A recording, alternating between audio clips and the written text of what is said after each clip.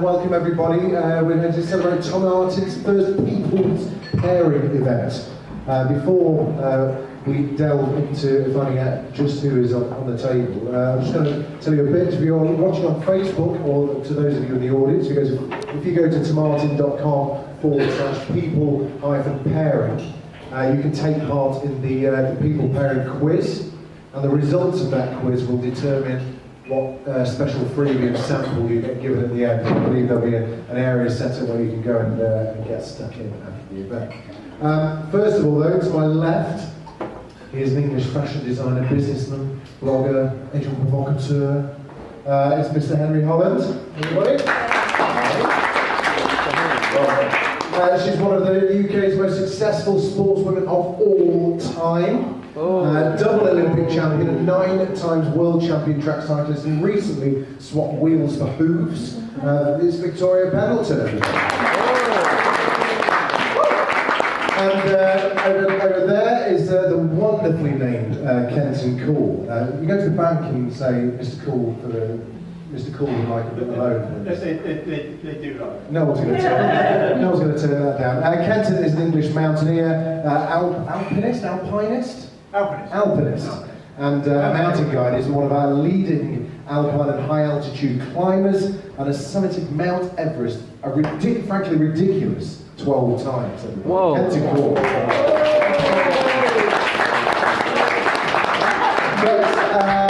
I'm just here to hurry things along. The man with the knowledge, the oracle. If he was.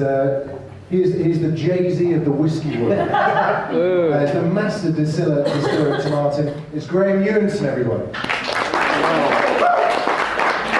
Great. We know we're here to hear about wonderful whiskies. We know we're here to talk to some wonderful people. But give us a bit of backstory about Tomatin. Thanks, Jimmy. Yes. Well, thank you first of all, everyone, for coming along tonight on behalf of me and all my colleagues at the distillery. It's great to see such a good turnout. I will apologise right off for 2 things. Firstly, my strange accent. I come from the north of Scotland. I've tried to lose it, but I can't.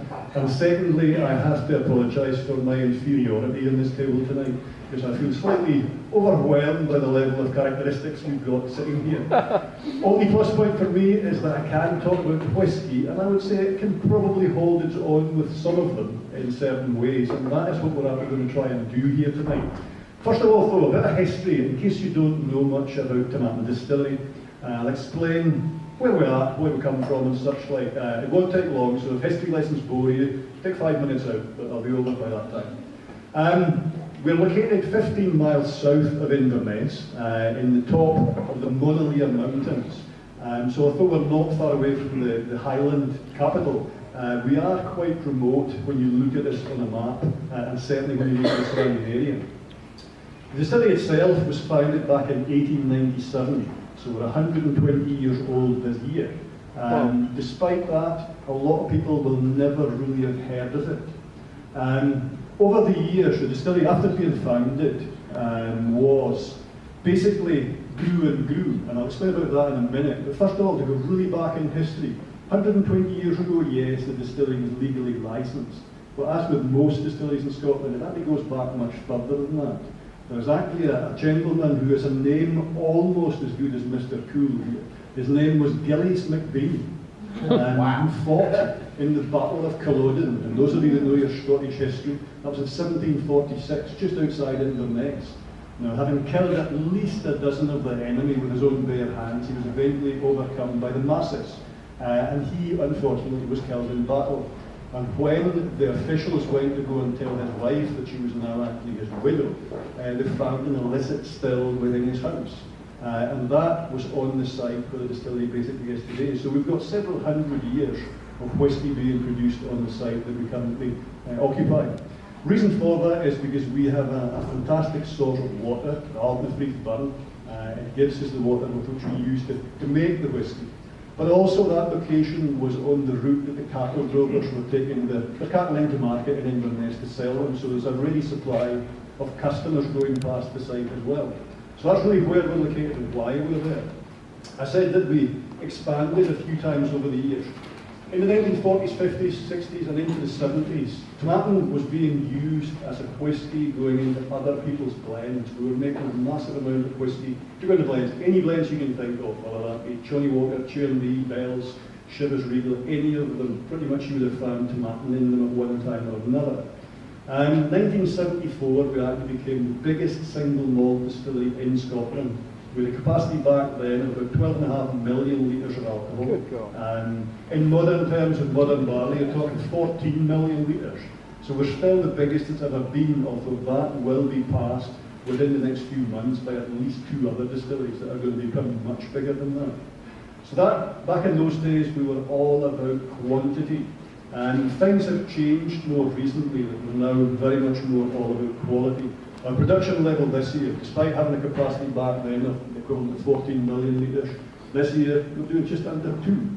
Because what we've done is actually move from making lots of whisky to go into other people's blends and brands into actually becoming much more brand focused ourselves. So what we do now is make enough whisky to satisfy our own blends and obviously the single malts that we make as well. So that's a distinct change in strategy by the company. And that's really only happened within the last sort of 8 to 10 years that it's taken off. And it has been very, very successful for us. And I will come back to that in a minute as well. I don't want to make this last too long, but just to explain some of the things that make us different. I mentioned that we are 15 miles south of Inverness.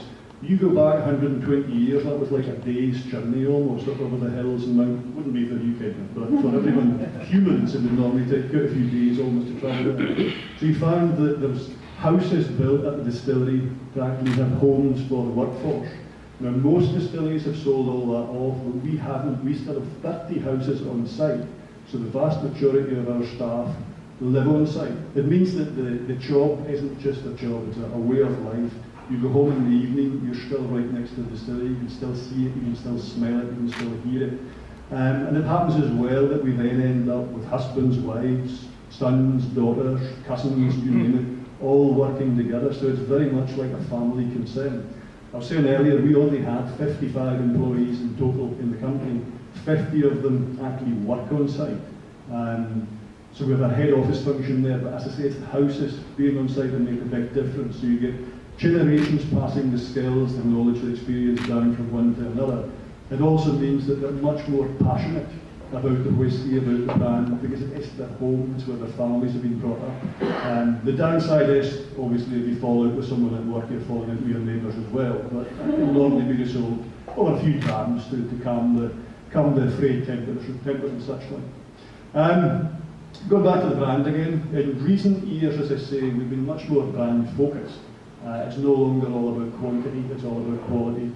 To such an extent that 2 years ago, in fact, no, last year I should say, 2016, we were actually awarded at the Whisky magazine and their Icons of Whisky Awards. We got the award for being Distiller of the Year, followed up this year by being Brand Innovator of the Year, which is 2 accolades that obviously I think we're justifiably quite proud of. For a small company to be able to win these type of awards is something quite special.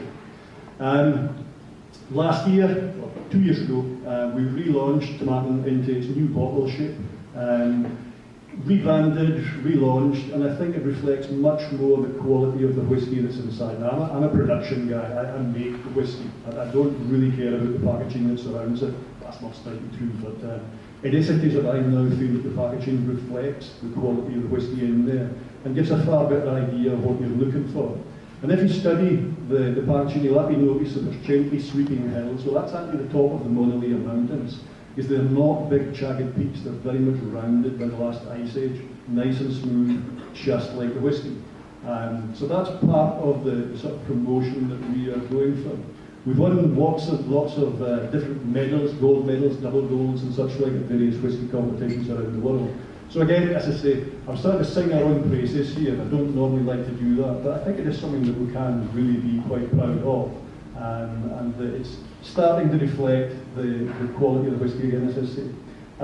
It's also a case of it helps to sell it around the world. We actually sell in more countries now than we actually have employees. We're over 55 countries we export to worldwide. And the sales of Tomatin are rocketing up at a tremendous speed. I have to say that to some of our sales teams, I'll be sitting here tonight. He's doing quite a good job for us. But it is going very, very well. So it's a tremendous success story. Where we go in the future, well, who knows? We are doing things slightly differently. Earlier this year we launched the 5 Virtues whisky range, launched 2 and another 1, 2 to come next year. It is an interesting concept and certainly going very well for us. And then tonight we are doing this very first ever people and whisky person pairing up. I'm not quite sure how that's going to work. I'm hoping it's going to be some fun. And as Jimmy said, you can go online yourself, do it here tonight, and we'll give you a minute here where it matches up with your personality. I tried it the other day at the distillery. Apparently I'm cask strength. I'm not quite sure what I should be into that, but I took it as a compliment. But try it yourselves. Try it online when you get home as well. It's on our Facebook, as he said. It's a bit of fun, and that's really what it's intended to do. But we will be introducing the various whiskies with who they're pairing up with as we go through the evening. Thank you very much, Greg. Wonderful stuff. We want to say our success we've ever seen in the Tomatin. Now, Henry, we're going to come to you first. Graham has selected a particular whisky for you that he thinks matches your personality. Yeah. Would you say that you're disruptive? Yes, I would. I think that's one thing that I tasked my team with the work all the time about, disrupting the industry and approaching the way that we do things in a different way. So yeah, I'd say that. And you started, you're kind of a self-made man. You started, tell people about, people will remember you from launching the slogan t-shirts. Yeah, so I didn't study fashion actually, I studied to be a journalist. I came from a place... You chose wise. I chose wisely, yeah. I came from a place called Ramsbottom, which is a real place in up north, and a career in fashion isn't really an option when you grow up in a place called Ramsbottom, so I didn't even know that that was an option. And then I came to study in London and realised that there was this whole sort of fashion industry and world that I could be a part of. So I immediately tried to be a part of that. I was too late to change my course, so I just carried on with my journalism degree. And then, I was working in teen magazines. I was the fashion editor of Smash Hit, so I don't know if you remember that. Of course, I remember that. Yeah, little magazine. I was fashion editor of Smash Hit at 21, straight out of university, and styling the likes of like the Sugar Babes. It's kind of when pop music has come down a bit. Yeah. It wasn't like when we had Elton John. Sorry if the Sugar Babes are on Facebook. Yeah, sorry. Nothing against the Sugar Babes in particular. It was just a big. It was a dark era for pop. It was a kind of dark era for pop. Yeah, there was a real like the age range was just really going like lower and lower. And then it was while I was working at a different teen magazine called Bliss. I started making these slogan t-shirts, which were rhyming couplets about fashion designers who I idolise. So things like Get You Free Conjar Deacon, Cause Me Pain, Hedy Slimane, Do Me Daily, Christopher Bailey. And did you do that specifically to capture their attention, to kind of get in their eyesight? Yeah, not really. No, I mean, so many of the things that I did back then, in hindsight, were quite clever, and in reality, were just I don't know what I was doing. But they're the best ideas. Yeah, aren't they? they're the best ideas. Yeah. And it worked clearly. You did get in people's eyes. Yes. And when did you make that leap? Because that's a big leap to make, to go, right, you know what, I'm not doing journalism. Yeah.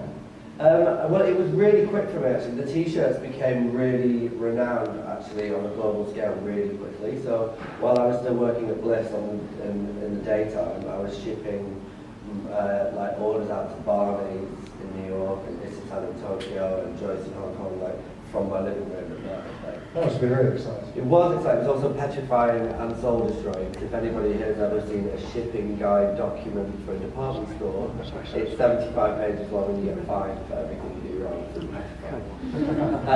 So I was kind of piled high with all these boxes of t-shirts. And and then I got asked to do a show at London Fashion Week in November. Quit my job at the Christmas break, and then my first show was February the 16th. Wow. And then that was 10 years ago. We just celebrated. If you selected for Henry, how does that fit in with this maverick? Well, what about you chosen for Henry? And I take it we're going to be handing out the whisky so you can all get a try of it. Yes, here they come. Excellent. This is where you came from. water selection for Henry is actually a 12-year-old. 12. I'll explain a bit about the whiskey, how it's made, how it gets made, and such like. Thank you. And then you can decide then whether you agree with my selection or not. Basically, the 12-year-old is our benchmark whiskey, the one we judge all the other expressions by. It's probably the most complicated recipe, the most complex recipe to put together. But So far, so good. It's a combination. Obviously, the youngest whiskey in there is 12-year-old. You are more than 12 years. I've been drinking for more than 12 years. There is actually whiskies older than 12-year-old in there as well. 12 is the age of the youngest whiskey we're into. It's most complicated because it's made up with a range of sherry cask matured whiskey, which gives you the lovely, rich, deep Christmas cake type character. Vanilla and coconut come from the use of ex-bourbon casks. You get that lovely sweetness. Which one is it from? It's one on the left. One on the left. One on the left, yes. The aroma So in this it's- room is amazing. Yeah, It's like Grandad's house. the ex-bourbon casks give you the vanilla, the sweet characteristics, coconut, maybe a hint of toffee even. You then have the refill casks. Now, most people in the whiskey industry would say if you use casks that have been used maybe 2, 3, 4 times for whiskey previously, it's not going to give you much flavour. And that is actually correct in as much as it doesn't give you much flavour from the wood. But because we have roughly a third using sherry casks, both first and second fill, a third using ex-bourbon casks, second fill, we then need to balance out that wood-driven flavours by refill casks. What they do is allow for oxidation to take place without overwhelming the spirit. And that means that you get a lovely range of fruity characters coming through quite strongly. And then by marrying all of that together, Yeah. Is it like tasting yourself? It's just the fruity character. I get it. I You went in a want bit hard. You went in a bit hard. I'll take it. Yeah, I'm glad. That wasn't meant in It's actually a lovely, charming in the whiskey, that is. Yeah. But no, it really is one of the most complicated recipes. But the ideal aim in here is, I don't know if this really fits you or not at all, but we'll judge that as the evening goes on. But the key thing to look for in the 12-year-old is really balance. You know, it's supposed to be sort of dependable, you can rely on it to be a bit of everything in there, but all in perfect harmony, no single feature dominates. And when you taste it, you're probably ahead of me, you're the first ahead of me to taste it. I'm going to put it in a bigger glass here. The reason being, so if you want to taste it, ideally when we're nosing whiskies, you nose them neat, you taste them neat, and then add just a splash of water. A splash, by the way, is an official measure of water in Scotland, in this afternoon. Not really. But put a splash of water in and see how it opens up. So try it neat first on the nose and on the taste. As a child growing up and becoming the athlete that you are, presumably pretty driven. Quite driven. I've got a twin brother and we always used to play sport together and it's like anything he can do, I can do better. So that was my kind of influence. I come from a very sporty family and you know, we were always trying to beat one another. It's quite a running joke that we don't play board games at home because it got too angry and competitive. And I realised quite early on as well, when you approach sport in a very kind of singular focused way, it doesn't necessarily make you a lot of friends either on the pitch because take it a bit too seriously. But yeah, I've always been very determined to be good at something. It's very important to me. It's a bit of a depth, but when did you realise that you were actually, as well as being determined to be good at something, when did you realise you were actually good at it? I think when I became world champion for the Yeah, first time. champion. I was like, That would do it, I guess. Yeah, I think that. But before then, to be honest, I feel very blessed that I had an opportunity to be an athlete and to be fit for a living. And I get to keep fit, really fit for a living, travel the world, represent my country, huge amount of pride. So, you know, for me, I didn't really believe I necessarily was that talented until I became world champion. And I was like, actually, I think I might keep on doing this. And did you, I mean, it's difficult enough to do it once, but then to maintain the standard and to kind of not rest on your laurels must have been quite tricky, wasn't it? Well, it's when you come. The team at the time, you know, track cycling was in a real growth phase, and everybody on the team was an Olympic champion, a Commonwealth champion, a world champion, or multiple of those things. So it was a very high achieving environment. So it was the norm to just keep going and focusing on the next competition, and you never really took your eyes off the prize. It was relentless in many ways, but amazing. It was an incredible kind of environment to be in, and we were all carried away on this wave of success. And you know, they say success breeds success. Well, I really strongly believe that. You know, and the likes of Sir Chris Forley being, you know, one of your #1 teammates, you cannot help but be inspired. And he's such a nice guy as well.